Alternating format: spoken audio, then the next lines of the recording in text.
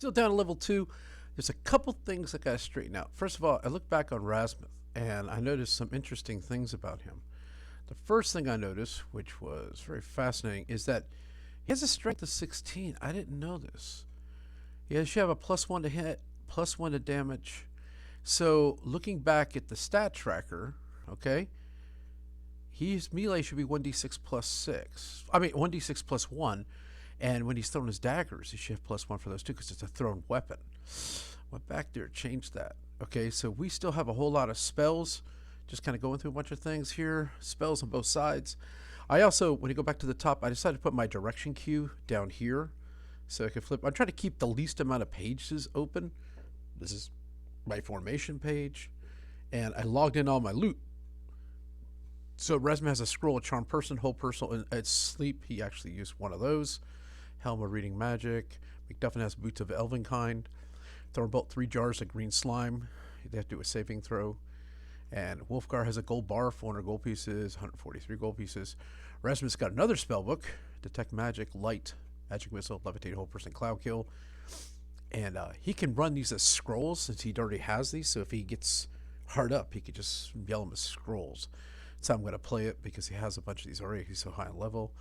And there are 2 sets of keys. Keys to room 1 and keys to a storage room they got from with the crazy guy. At least they had that going on, right? So we are still in level 2. Okay? And we just experienced a bunch of fun in room number 5. And so looking at what we have going on here, they're going to come back out, go down the hallway. And they're going to take a piece of chalk. Who has the chalk? God almighty. McDuffin? Do you have the chalk? Who has the chalk? Yep, he's got a piece of chalk right here. So McDuffin's going to mark this level because that's what you're supposed to do. He's going to start marking the hallways and the doors to let them know where we've been. Okay? Good on you, McDuffin. I appreciate your work. All right, he's going to go down. Obviously, we've already been on this hall. We're going to go to room 6. We're going to start clearing to the right for lack of better understanding. So, I'm going to go to room 6. Ooh, okay.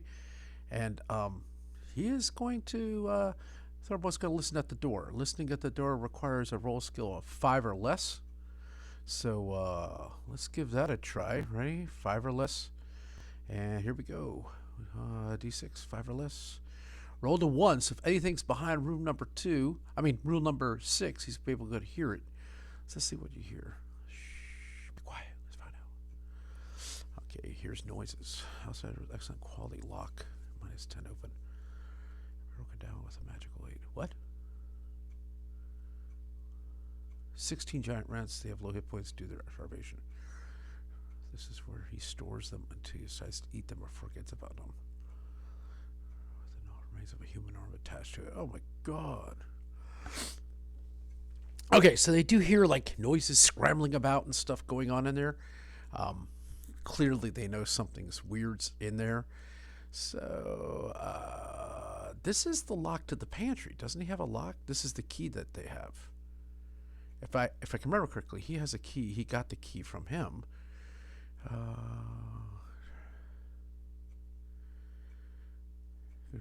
Wait, hold a second. Well, his curse. Wait, I thought there was a key.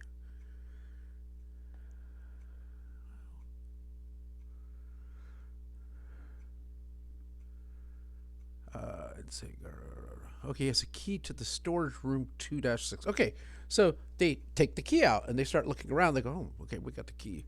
So they're going to play it very safe because this place is weird, clearly. And how would you say Thornbolt's going to just open the door slightly and take a look and see what he sees inside. Okay, they're going to see a pantry room filled with stuff. Okay, and then they're going to think to themselves, what are the ideas of him having something of value in here? And they probably will pass it up once they see a bunch of rats moving about, starved rats. And the reason why he would do that is like, well, he had his treasure with him. He wouldn't have the treasure here. I know it's kind of weird logic. I just don't feel like messing with these things just for the purpose of messing with them. So they're actually going to skip this room and continue on to room number 7. All right, so they're going to move to room number 7. Once again, he's going to listen at the door, so he has to roll less than a 5. Okay, So if anything's there, he's going to notice it. Oh, let's go a little lower. Listen to 5. He rolls a 1 again. Nice. So something's there. He's going to hear it. So let's see what we got here. Outside door of the room is excellent quality. Martha has lost the key. The room contains 11 rat skeletons and smells horrible. So too much because I think Laravel lookings. Okay, so they don't hear anything in this room, and so they found out this key doesn't actually work to open it. So he's going to try opening it. Why not? Okay, this looks like a room that hasn't been in a while. For him to open is a delicate task, so it's 80, so it's minus 10, so it's 70%. So let's give this thing a roll. You have to roll less than 70 to open that up, and he rolls a 72. He can't open the door. So then they got to think this up. Do we just bash open the lock or move to the next one?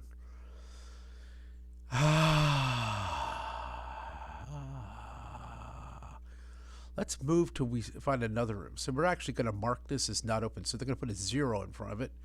So that means they have not opened it. Let's go to the next room. Just keep going. That's room 8. Because busting the door open at this point is going to make noise. Anything next to it is going to come rushing out to get us. So we'll make sure that nothing can hear us before we start busting doors down. Makes sense, right? So go room number 8. And sure enough, he's going to listen outside. So listening outside is 80. I think that's his cutoff, though. What's his chance of hearing?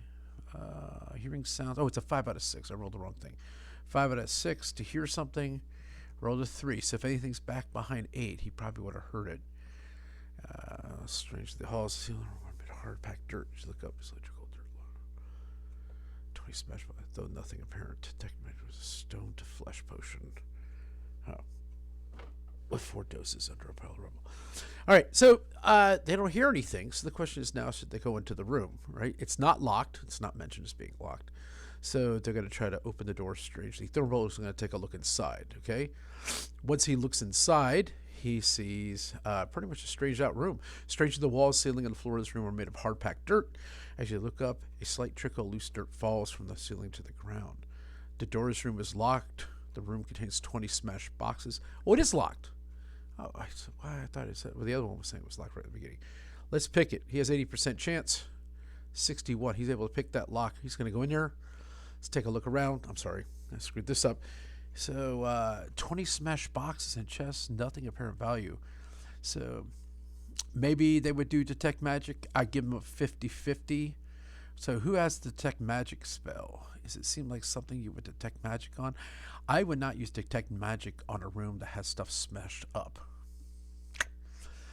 It's a first level detect magic spell, and I don't know anybody else has it, right? No. If I saw it, I would look like it's a pantry. I would not. I give them a 1 out of 6 chance they would decide to use detect magic in this room. So if they roll a 1, they're going to use it. And they roll. Oh my God. Okay, fine. They rolled detect magic. I thought for sure that would not happen. And they found a stone to flesh potion. 4 doses. So they got now a stone to flesh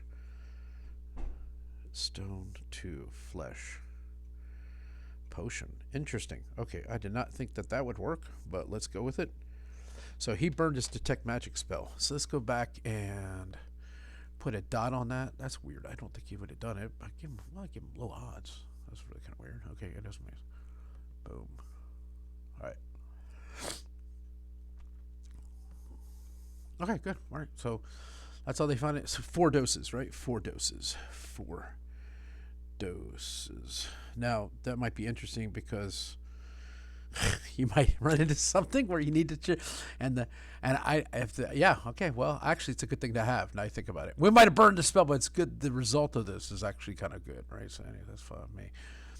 So then we're gonna walk on over to these 2 rooms. So this would be 1, 2 is going down, 3, 4 is this way. So 1, 2 or 3, 4. We're gonna say 1, 2, 3, 4. We are gonna go 1, 2. We're gonna open that door that goes to a hallway. First, he's gonna listen, see if he hears anything. So listening is 5 or less. He can't hear anything at all. So now he's going to see. I don't think the doorways, those will probably be not locked. So he's just gonna open the door, peer down that hallway, and there's a hallway that goes down, guys. Kind of has an idea of what's going on, right? They're going to be searching all the time for secret passages, and I'm not going to roll till we actually come across one right here to see whether he uncovers one. So they're going to start their transcending, I guess descending. I don't think it's going down. It's just flat. Starts walking down this hallway area, right? And as he comes down the hallway, we're going to roll for these guys, see if anybody runs into this secret passage going into 11. Okay, so they're all kind of looking. So I'm going to roll 5 6-sided dice. If anybody has a 1 or a 2, preferably a 1. Oh, we do have a 1. One guy at the end who's able to run into the secret passage. Okay. So when they notice it, they're not going to really pop it open. They're going to wait for Thornbolt to come over and take a listen. Thornbolt comes and takes a listen. 5 or less, see if he hears anything. He can't hear anything at all. So Thornbolt's going to take the lead, and the other person that's coming behind him is going to obviously be McDuffin. So Thornbolt's going for very quiet. He is not going to be quiet, and he's not going to be seen. I guess opening the passage made a ton of noise. It doesn't matter what happens at this point. We're at the volley of whatever's in room 11. It's going to have to jump on us. So coming down room 11, secret door detected rather easily because it's noticeably cold. 3 and 6 for most 4. Okay, well, we never found anyways. Opens by pulling outwards. Sees ray cold. A silver sphere rotates slowly in midair in the center of the room. Characters in the room can feel the heat from their bodies being slowly drawn off them. It is exceedingly due to the presence of a permanent magical effect that inflicts 1d per damage per round and freezes liquid. We say it's a meat locker. Okay, so points of damage per round. So if they're going to walk in there and it's cold, wow, let's see how much damage they're going to take by being in there for just 1 round. Okay, so they're going to mark this as the ice box. All right, so I guess everybody's going to take some damage here because they walk in. It's really, really cold, and they all take 1 hit point worth of damage. Well, that stinks. All right, let's back out, guys. This is not where we want to be. But it's nice to know that this is here, right? For if someone gets fallen and we have to freeze them cryogenically. I don't know, making this up. But he's fine. Actually, this is his first point of loss. Oh my god, the cleric's down to 39. We're gonna have to beef him up a little bit. So they're gonna mark this hallway saying 211 is icebox, right? So I'm going to write down my notes here. 211 icebox. Okay. And they're going to move down the hallway to room number 12. Once again, Thornbolt is going to take a listen. 5 or less. And he rolls a 1. So you can hear perfectly clear if there's anything in there making noise. And let's see what it is.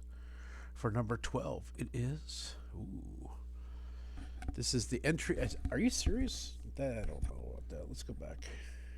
Well, yeah, I think it is truly the entryway. Okay, cool. I didn't look. The door is different than all the doors seen in the dungeon. It's finely crafted, made of ebony wood and bound with gold. The door has an obvious internal lock, also of fine quality. Strange ruins are rudely carved in the door. Simply looking at them makes one uneasy. The door itself is worth 500 gold pieces if intact. No one's carrying a door out of Rappan. The carving door mockingly uses infernal alphabet to spell out words in lawful alignment language. Interesting. Saracek. Okay, whatever. In life, a deluded slave of blinding light. In death, a dark warrior king. Unless the characters can read both languages, the writing is indecipherable without magical aid. Guess what? We get a helm of reading magic. So Razmit puts it on and is able to read this out loud.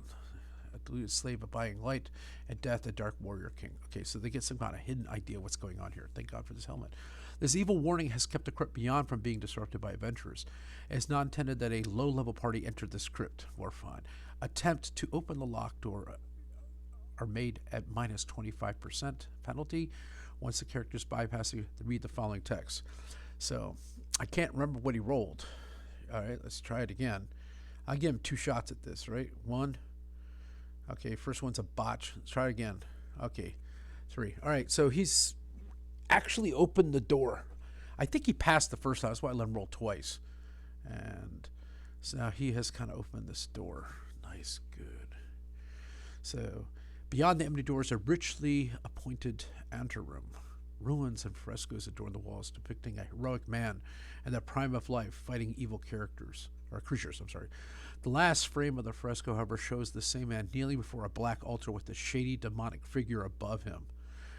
An intricately locked door. What? An intricately locked door similar to the one just entered appears to lead to the tomb beyond. Nice. This is the entrance to the tomb of an evil warrior. A small antechamber contains ancient runic texts along with walls of the room indicating the tomb of Saracek lies beyond and should not be entered. A lengthy description is given to Saracek and his lineage. Saracek was a fighter of great renown and was one of the heroes who went with the army of light in pursuit of the evil priest of Orcus many years ago. As with the outer door, the inner door is also worth 500 gold pieces intact. No one's carrying a door out of here. In addition, the inner door is trapped with a poison needle trap. Save or die. Vicious. Okay, so the door's the same. It's minus 25 to pop open, I assume. So, Thornbolt. See what you can do on this. Under 80, 72, but minus 25, so he's not going to be opening it. And we are not going to take no for an answer. We didn't come this code to find something this neat. We're going to hit the knock spell. Knock spell will pop it open. Boom. Okay, so we're going to use this spell here. So Rasmus gets in there, does some kind of an enchanting description, and the door is going to pop open. And the poison needle, I don't think it would be of an effect because no one's manhandling. Although he was trying to break into it, he would have been stuck with it, and the door would have been locked. So maybe he does have to do a saving throw.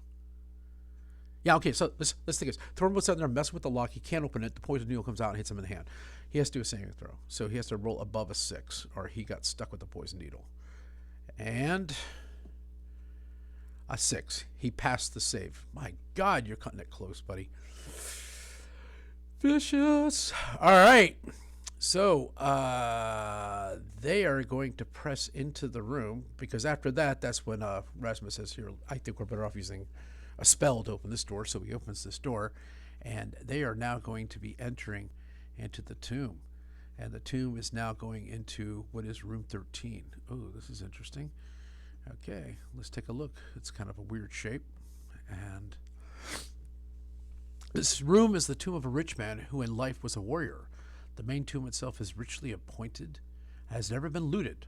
Fine tapestries hang on the walls, though now mostly in tatters.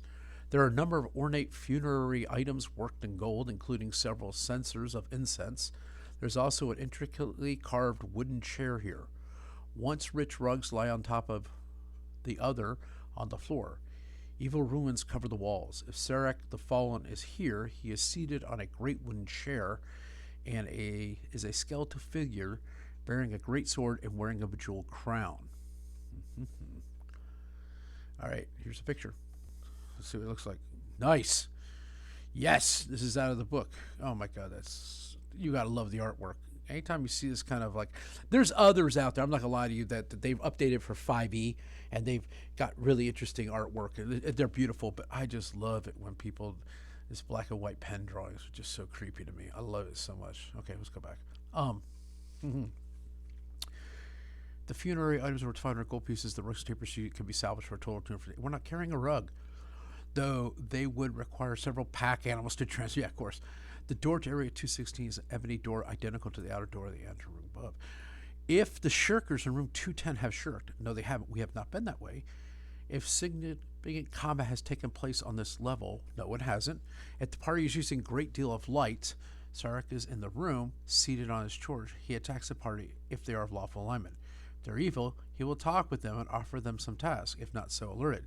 Saracek moulders in his crypt, area 214 below. Saracek the skeleton warrior. Oh, okay, this will be interesting. Immune to clerical turning. Like many of the pursued army lights, Saracek joined legions of evil worshipping Orcus. When he converted, he became a skeleton warrior. His utter corruption gives him the abilities beyond those in normal skeleton. Saracek is guardian of his level prior to Marthek. Okay, so let's think about what we're going to do here. Okay, so the shirkers, we didn't even read those yet. 216. Okay, let's go find the shirkers. They said in 210. Now we haven't been there. 210 is where? Oh, that's way up in here. We haven't been there. Okay, cool. So none of this has been identified. So let's think for a second.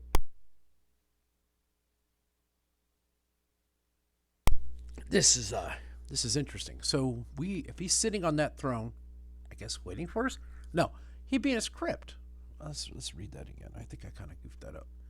I think it says he'd be in his crypt unless we made a bunch of noise, right?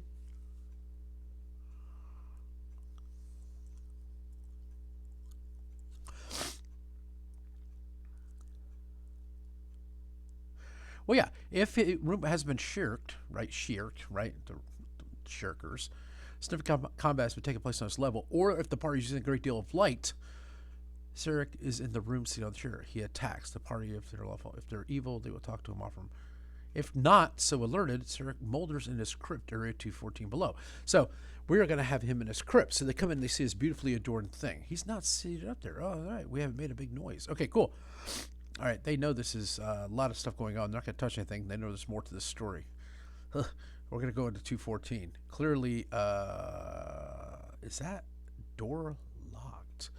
So we are going to be very, very quiet. I got to read this ahead of time. So we're going to go to crypt. Beyond the locked entrance lies an ornate crypt. The bronze chest with intricate design lies in front of a large stone sarcophagus. Standing next to the chest, leaning against the wall of the crypt, is a steel shield.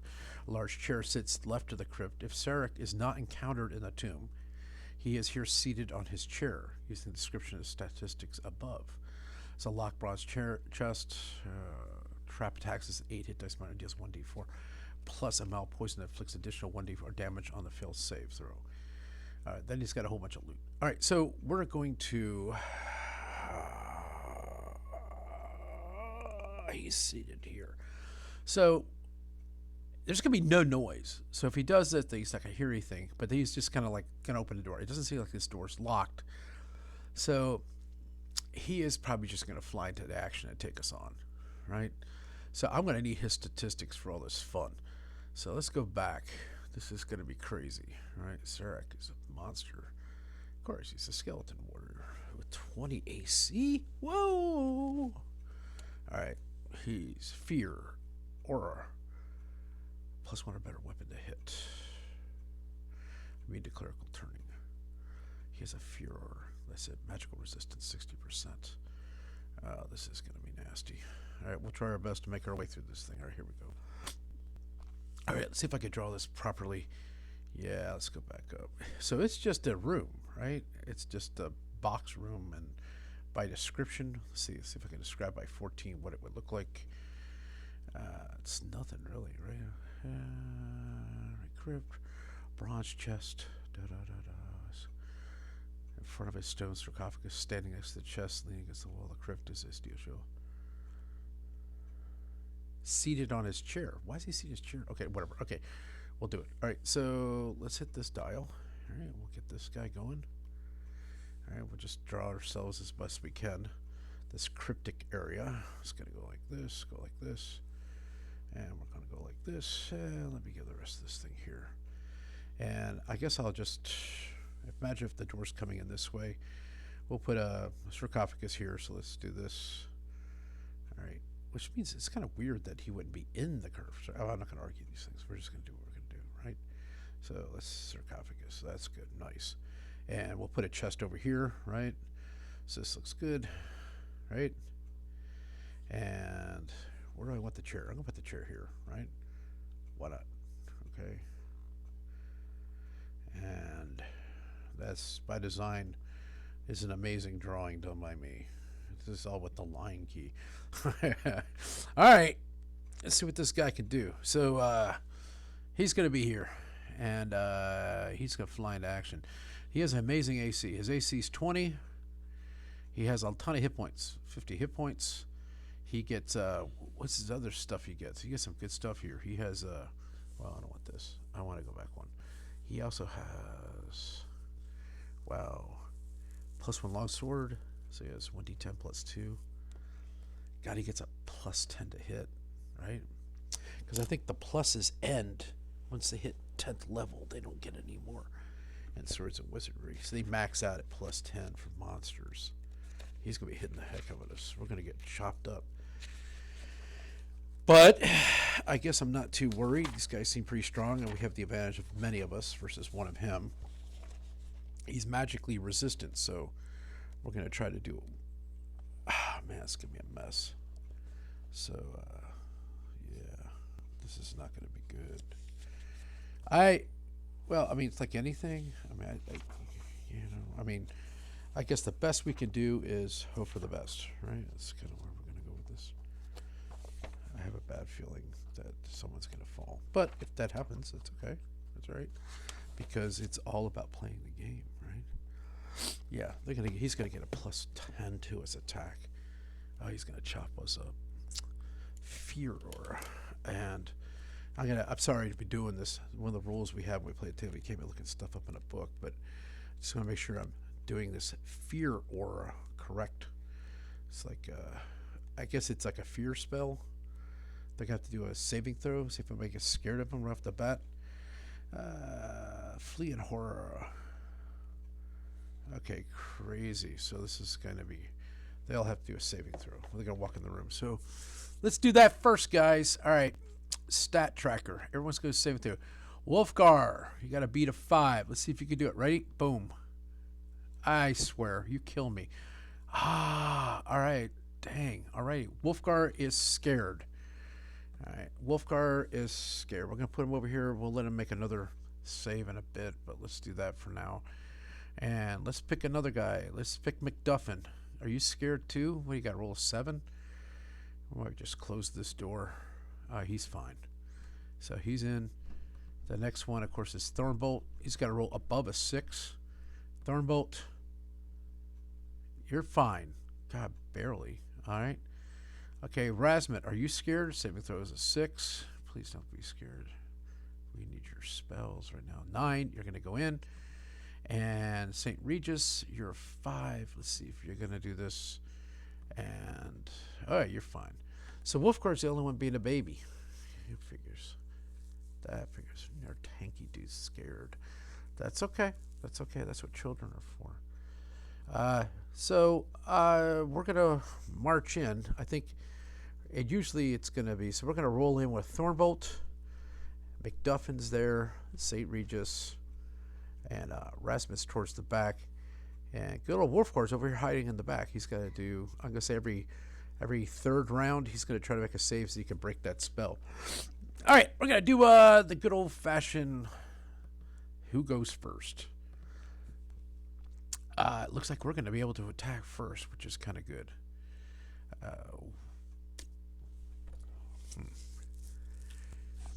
All right, good. Okay, this is going to be a mess. But that's why we do this. All right, once they see this guy, I think Thorbolt's going to make his bolt. He's going to come across the top and try to hit as hard as he can right in the helmet of this thing. See if he can do it. This is going to be hard. You have to beat a 20. This is not going to be easy, right? So his 2 hits, because remember he's using hand axes, right, is +5. So he has to roll a 15 to hit this guy. Wow, this is going to be strong. Okay, ready? Here we go, right? Boom. 19. There we go. That's why I say. So he gets a big old 1d8. Here we go. 8. Wow, he did pretty good there. 8 + 1. Oh, it says 1d6 + 1.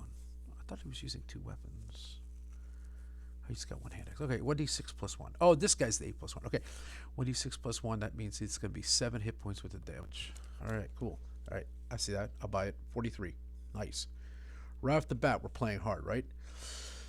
So McDuffin's going to jump, come across on the top of this thing. He's going to try to come straight down on top of him after jumping off the top of the sarcophagus.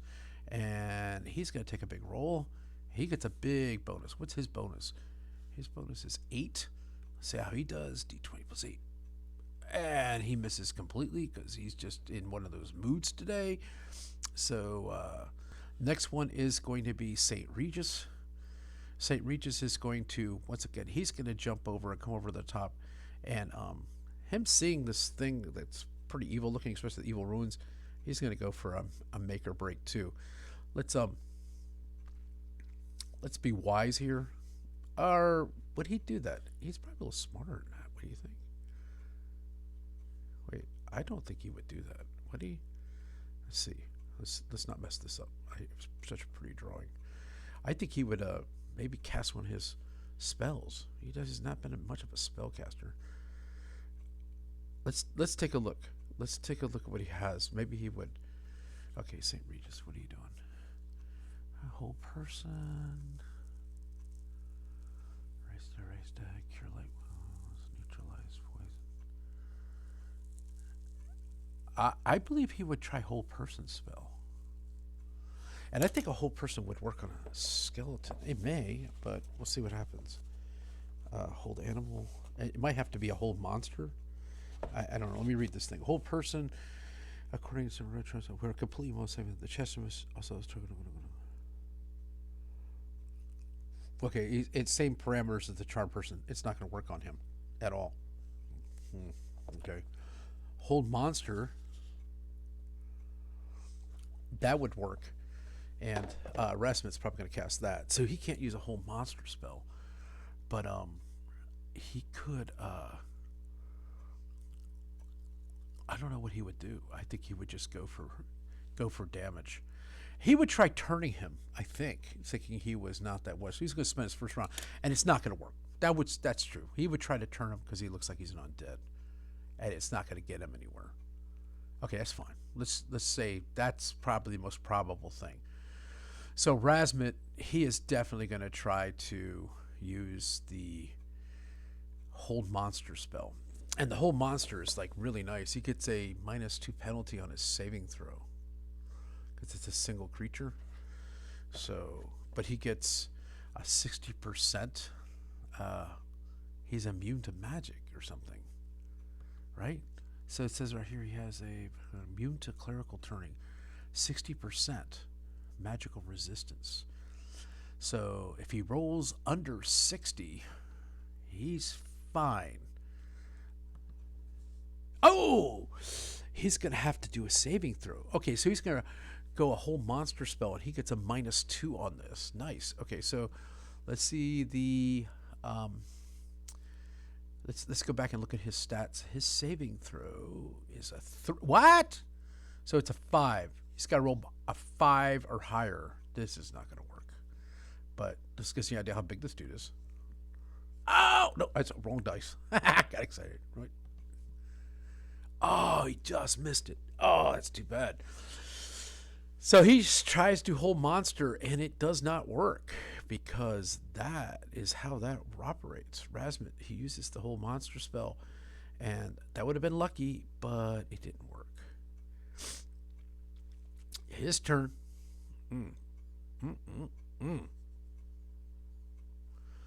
Yeah. Okay. So he gets a +10 on his hit. I think he would definitely go. These two guys are in the back. He's got a 2-handed sword. He's going to hack at McDuffin, who's up on the sarcophagus. That would only make the most sense. +10 to his hit. Let's roll that one. D20 +10. Ooh, that's a lot of damage. Okay. So it's going to be 1d10 +2. Ooh. Okay, hit. 1 + 2, 3. Aren't you lucky today? Okay, McDuffin. Right, you're just down 3. You're at 65, so now you're at 62. All right, cool. Not bad. You did get hit. That's not good. All right. Let's roll for the initiative. Once again, it's pretty brutal. Tie. We're going. Okay, so once again, we have a really interesting situation. The McDuffin, actually Thorbolt, you're going to go first, okay? And he's going to try to get behind on him to get a +2 on his attacks. So looking at the way this thing's designed, so we're going to clean this up a little bit, okay? And just to kind of note what we're doing here. So let's, oh, come on, let's not do that. Okay, so Thorbolt, I know, I just messed this up.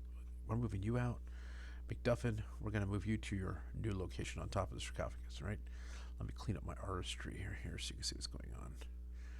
So Thornbolt's going to slide around, try to go behind. McDuffin's up on top, okay?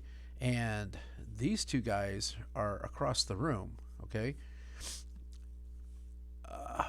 And we have Wolfguard's got to go another round before he can try to make another save to see whether or not he's going to come back in here and have fun. All right, there he's in the runaway moment of things. So I believe this is going to be a hard fight for him. If he's engaging McDuffin, so he's going to get a +2 on his attack, him from behind. He doesn't get a backstab, but he's going to try from behind. So a +2 to what he would normally take to hit. So if it's normally a 5, he gets a +7. Okay, so Thornbort with a +7 is going to miss. McDuffin straight on. He's got a lot. 13. I think that might hit. What is his thing? Oh wait. He gets an 8. 8 plus 13 is 21. That's going to hit.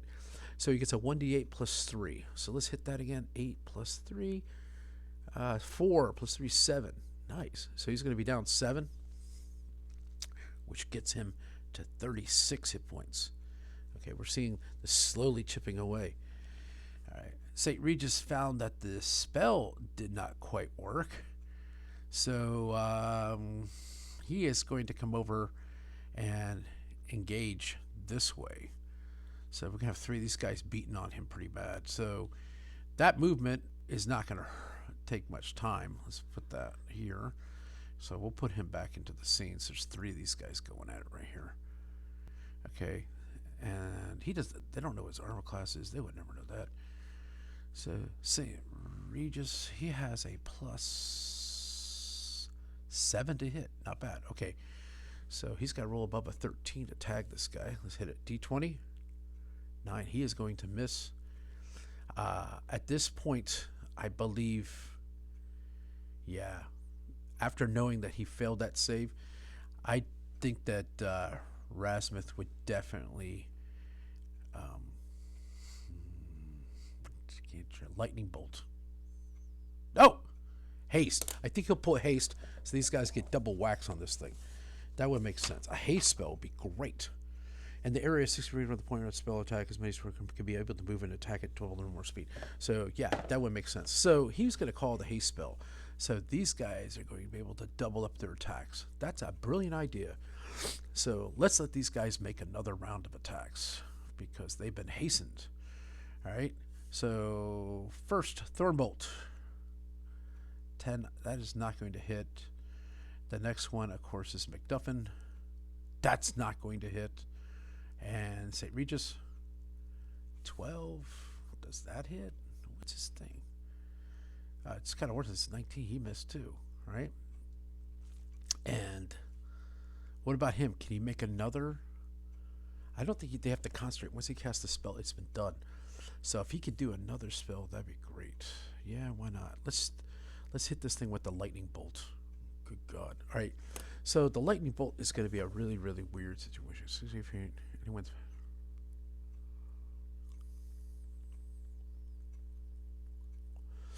All right, we're going to cast this thing, and hopefully it's going to work. It does up to 60 hit points with the damage. So, okay, this is going to be crazy. Somebody might get hurt, but let's do it anyways. It's close quarters, and this thing's scary. All right, let's do this. First of all, under 60, he's not going to be affected. Oh my God, he's not going to be affected.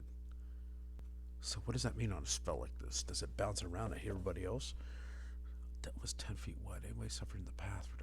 Oh, wow. But, that was a dumb spell to cast. Look at the way I did. McDuffin's going to get hit in the back with the lightning bolt. Well, I already said I was casting. I can't go back now. Damn, that was stupid. All right. Well, I don't know. 10 feet wide. Yes. In fact, he's in trouble, too. Oh, that was really stupid. Wow. Okay. Oops. All right. Let's do this. These guys need to make a saving throw, right? Maybe they could take half damage. 5 and 6. No, wait, I'm sorry. Yeah, 5 and 7. Let's try. I don't think this is going to work out well. Let's do McDuffin first. He doesn't make a save. He's going to kill his little man. St. Regis, what do you got there, buddy? 9. He's going to pass. So let's hit this lightning bolt. 66. What the heck? 1d6 points damage per level. So that's 10d6. Oh my God, no way. All right, let's do it. Here we go. Ready, guys? Hold tight. 29 hit points. I think McDuffin just took 29 hit points with the damage. Oh my god. I feel bad. I just did something horrible to somebody. He's down to 33 hit points. That was stupid. Oh my god. And St. Regis, I believe. Wasn't he the other guy there? Oh, St. Regis right there. He's going to take 15. God, no way. That was really, really dumb. God, sometimes I thought it was a good idea, but that was kind of stupid. Let's see, he's down to 31. Wow. Thanks for some friendly fire. God, that was horrible. Let's never do that again. What? Well, I'm better off. All right. Whoa. Oh, well, that was dumb. I shouldn't have called that spell. All right, you got your two things in, and now it's this guy's attack. Of course, he's going to whack directly on McDuffin after seeing him get shocked with lightning, right? Why not? D20, 12 plus 10, that's going to hit him. 1d10 plus 3 is 6 hit points of damage more on McDuffin. Well, he's getting chewed up, right? 6 more. That would put him down to about 27, right? Boom. Wow, this was stupid.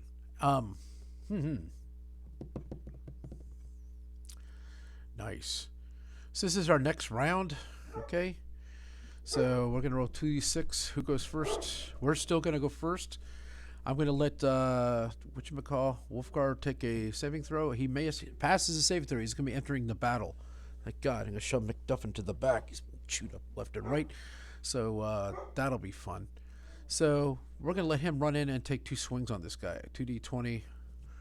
That 13 plus 10 is going to hit, right? And we're going to do damage here. 1d10 plus 13 hit points with the damage. Okay, I'll take that. Wow, 23. All right. So long story short, Wolfgar runs in to the battle, grabs McDuffin, throws him out of the way. Wolfgar's going to stand here. McDuffin's going to be pushed over here to the side. Right? He's getting pretty chewed up. Let's get rid of this guy. And we are going to do another strike. I actually did 2 strikes. That's kind. And now 2 for Thornbolt. Right? He gets a +2 because he's flanking sort of from behind. It's hard to tell by this diagram. So he has to hit 7. 2d20. 7. That's going to hit a 20. He hits 1d6 plus 1. 7 hit points with the damage. Good on you. All right. So that's going to take this guy down to a 16. Way to go, Thornwood. St. Regis, he's going to try 2 strokes, 2 hits. Ready? 2d20. The 18's definitely going to hit. 1d6. 5. What's his bonus with that? 5 plus 2. 7 hit points with the damage. Nice. 7's going to take this thing down to a 9. And McDuffin, he gets pushed away, but he is a dwarf with all his silly pride. He's going to jump and he's going to run and come in this direction. Believe it or not, he can't hold back a dwarf. They are crazy people. So he's going to fight the best he knows how, which means with his battle axe. All right, let's take the throw. So he's going to do it twice, right? Both are misses. That's all right. Razmit in the back is just going to sulk based on the fact that he just about killed somebody. So he's not doing anything. He's finding he's very ineffective with the spell casting right now. And now it is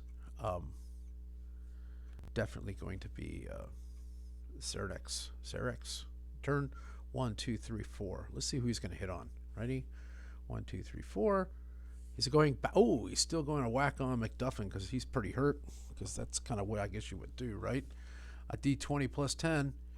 19. That's definitely going to tag him. And it's going to do 8 plus 3. 11 hit points with the damage. Oh, poor McDuffin. You get crapped on, dude. How many hit points of damage? I was like, wait, 11. Okay, wow, 11. So if it's 11 down, wow, that makes it 16. Ooh, it's getting close on him. Wow. All right. So, this haste works. How many rounds do I get haste? Hopefully a bunch. That'd be kind of nice. 30 minutes. Wow. Okay, cool. Let's just keep going with this. See who gets to go next. Hopefully, we still get the upper hand. He gets to go, and I believe he would stay on McDuffin. McDuffin, you're in trouble. 16, that is definitely a hit. 6 plus 3 is 9 hit points with the damage. McDuffin, you're getting shoot alive, buddy. 9 hit points with the damage? Oh my god, you're down to 7, dude. Oh, he's going to take you out. Very, very vengeful. Okay, well, that's how that works. All right, so first off, we'll go with Thornbolt. 2 hits. 1, 2. They're both going to miss. They're not going to make it. And the next one is Wolfgar. He gets a plus 10. Those 2 are going to hit. 2d10, right? 2d10 plus 6. 8 plus 6, 14. That's it. You killed him. All right, boom. He's taken out. Whoa. Okay, I don't think Thornbolt could take another blow. He's pretty hurt. Wow. Okay, so... Wow. Okay. Oh, let's take him down. Wow. All right. This is, we're going to freeze here for a second. Let's do the head count here. He is pretty whacked out. Let's do some major healing real quick before we get out of here, because he is down. Was he down to 7 hit points? All right. Let's do some cure serious wounds on this guy. So, for all practical reasons, we are going to do this hear him up bit right here. 2d6 plus 2. We're going to do it twice, so it's going to be 46 plus 4. 46 plus 4. 46 plus 4. 13 plus 4. 17 hit points. I'm going to add back to, well, this is pretty rough living right here. 17 plus 7 is going to be 24 hit points. That's still not good. He's pretty low. Is he the lowest? I mean, we might give him all the healing for right now. He's at 40. And where's he? He's at 60. Ooh. I don't know. He's so low. Let's just give him low. We're going to hide out in this tomb. We're going to overwinter in the tomb, I think, for a little bit. We got to get these guys back up to speed because that's pretty rough. All right. Let's do the, let's go down here. This is a good resting place. We're going to have to lock these doors, keep ourselves out of here. So he spent 2 of these, right? And now we're going to hit Cure Light Wounds. 1, 2, 3, 4. We're going to do all 4 of those. And Cure Light Wounds, of course, does 1d6 plus 1. So it's going to be 46 plus 4. Same as before. We got to get him back up to par. 46 plus 4 is 15 plus 4 is 19. So 19 plus, what do we have here? These guys will overwinter and get 1 hit dice, but it's not much. Wow, that's rough. All right, 19 plus 24, still kind of low. Wow, 3. He's going to give him 43. It's better than where he was. He's still down by half. That's rough. All right. Whoa. Okay. So, they got to take a rest, okay?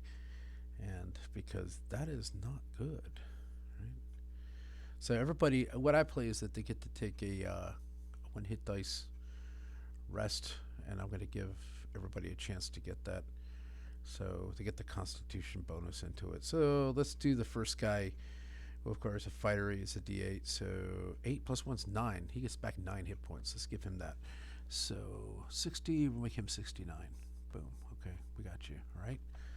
And I'm writing this down because this is the end of the session. Wolfguard, he's got 69 hit points. Now, McDuffin, he's going to rest it up. He's just got a bunch of healing, but he's a fighter, so he's going to get, he gets a Constitution bonus. So D8 for rest. He gets 4 plus 1 is 5. 5 added onto his 43. It's going to give him 48. Better than 7. That's right, McDuffin. You got 48. Thornbolt. He's a thief. He's going to get 1d4. And he'll get his +1 if he has it. He's got a 3. I don't know if he has the Constitution bonus, does he? Let's see what he has. Yes, he does. So he gets a 4 added back to his number. He gets 44. That's not as bad as what it looked like, right? Okay. So Thornbolt's 44. The mage never took. Oh, he did lose 1, but I think he's gonna be fine. He's gonna. Okay. Say Regis is down to 39. He would heal others before he heals himself, but he gets a 1d6 +1 on that roll. 1d6. 6 + 1 is 7. He's gonna get back 7 hit points. So 39 + 7 is going to give you 46. It's better than what it was. Okay. All right. Nice. So we're stopping here. And I hope you found this interesting. We have beat Saracek. That is a weird character. I didn't. You know, when I'm cutting this and putting this together, I'm not actually reading this. I did this several days ago. So I don't know what room leads to what. So when the things happen, I'm just as kind of like, oh, God, I didn't know that was going to happen until, it all happens, like most things. All right. He's going to regain his spells. They're staying in this crypt overnight. He's going to have to rememorize spells, so all these will get back to normal. He might switch one out. I don't know. I'll have to go back and take a look. And he's going to get back all his curing spells, which, now is kind of handy. As you can tell, they got chewed up pretty bad here. Okay, cool. With that, thanks for listening.